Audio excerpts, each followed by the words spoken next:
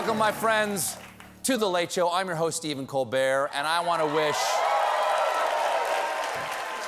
a happy Friday to you all. It's so great to be at the end of the week. I don't know if you have any big weekend plans. I have huge plans to not do squat because of the Omicron pandemic, which, of course, fundamentally changed the way we all live. In fact, researchers analyzed Americans' Google searches for the past 2 years and found some interesting trends. For example, shortly after the pandemic began, people started to look for new leisure activities, which led to a surge of interest in roller skates and card games. Oh, no better time to learn roller skating. The hospitals are so empty.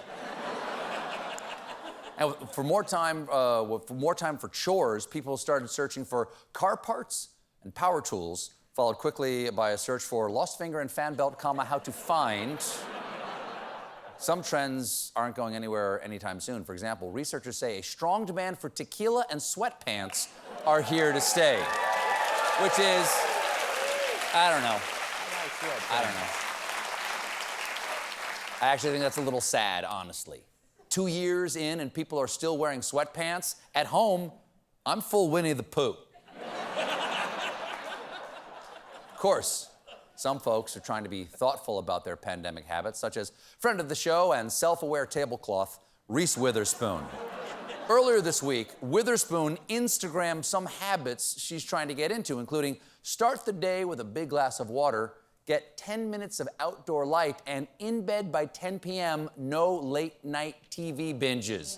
Actually, I don't want to correct you, but the CDC recommends getting at least 1 hour of late-night TV daily, anytime between 11:30 and 12:30 on CBS.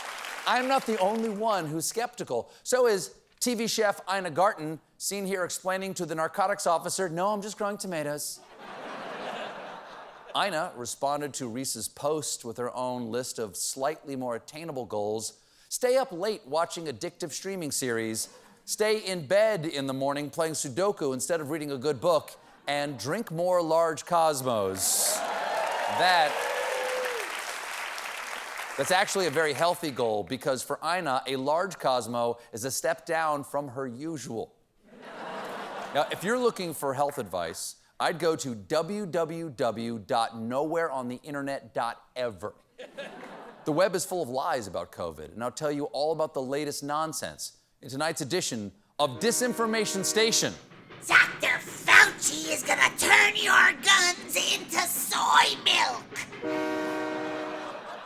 First bit of crazy comes by way of anti-vax nutjob Christopher Key, seen here in a porn knockoff of The Matrix.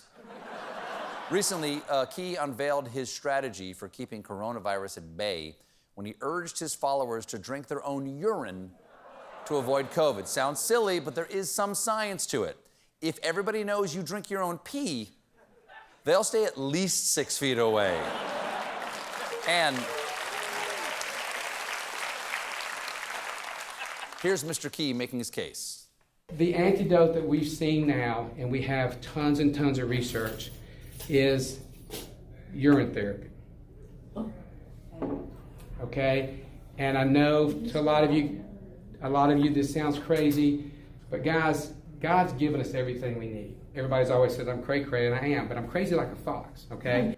Actually, foxes don't drink their own urine, but if it helps, you're definitely crazy enough to be on Fox.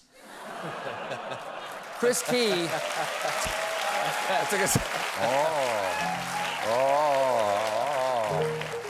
Chris Key was careful not to oversell his credentials.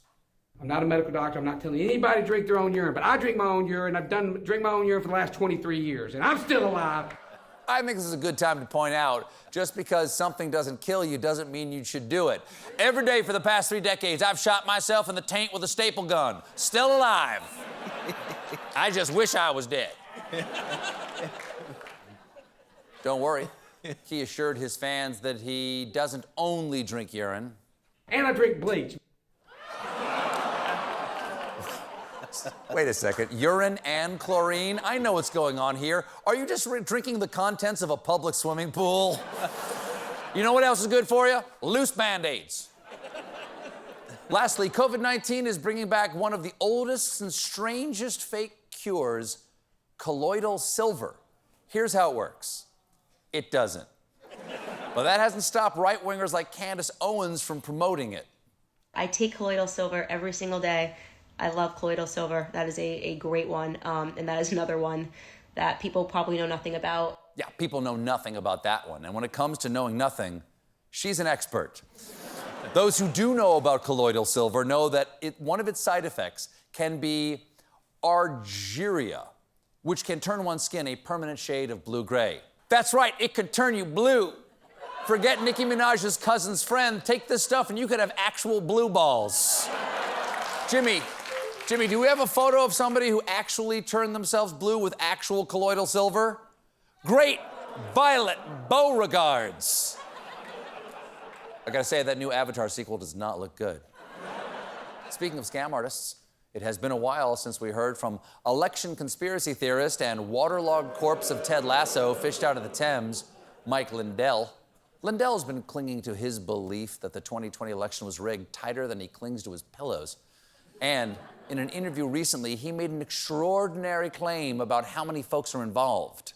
I'm more optimistic today than I have been yesterday, the day before that. I'm on an incline like this. Why? Because it's so amazing. All the things that we already have all the pieces of the puzzle. And you talk about evidence. We had enough evidence to put everybody in prison for life, 300 and some million people. 300 million people? That's over 90% of the country. This conspiracy doesn't just go all the way to the top, it goes to the bottom and the sides. There are 332 million people in America, including children. So if you do the math, the number of people that Lindell has identified as culpable here is every American age 7 and up. So, there you go. So, sorry, 6-year-olds, your parents, grandparents, and older siblings are all going to jail for life. You're on your own. Here's the conch. Get piggy. Clearly, 300 million of us will be going to prison. Pill salesman said so. I gotta start working out, get all prison hard. When we do get there, it's gonna be a bit cramped because the federal prison population is about 158,000 at the moment, meaning that each currently serving prisoner would now need to share their cell with 1,900 other people. Okay, so you're gonna wanna call top bunk early. We got a great show for you tonight. My guest is Corey Stoll. And when we come back, meanwhile, stick around.